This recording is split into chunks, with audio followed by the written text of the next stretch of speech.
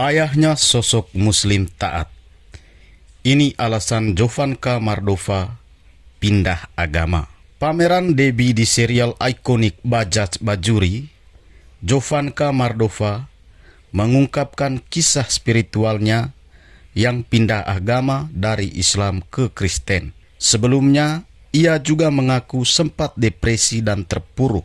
Lantas, seperti apa kisahnya? Simak selengkapnya di bawah ini. Jovanka Mardova merupakan artis yang tenar lewat serial ikonik Bajaj Bajuri. Dalam serial tersebut, ia berperan sebagai Debbie. Namun, ia mencuri perhatian ketika mengungkapkan kisah spiritualnya ke publik.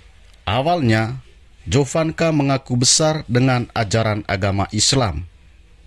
Kedua orang tuanya merupakan pemeluk agama Islam yang taat dan tekun. Ia masih memeluk agama Islam sampai akhirnya menikah dengan suaminya dan harus meninggalkan Indonesia dan keluarganya. Namun sayangnya, Jovanka Mardova harus mengalami kisah pahit dalam hubungan rumah tangganya. Jovanka Mardova bercerai dan harus kembali ke Indonesia tanpa anak-anaknya. Momen tersebut membuatnya sangat terpuruk hingga tak memiliki tujuan hidup lagi. Saya terpuruk dan depresi. Saat itu, saya adalah perempuan yang tidak punya tujuan hidup, kata Jovanka Mardova dilansir Intip Seleb pada channel YouTube Dalam Kristus. Singkat cerita, ia kemudian dihibur oleh temannya melalui komunitas doa.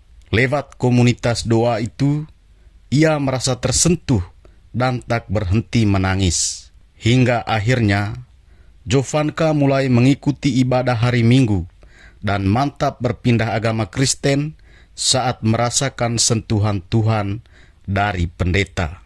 Pendeta meminta siapapun yang merasa berbeban berat untuk berdiri untuk didoakan.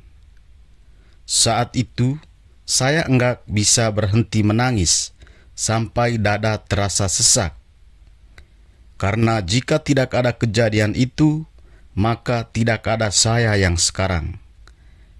Tuhan menjamah dan memenuhi hidup saya yang saat itu kosong, ucap Jovanka.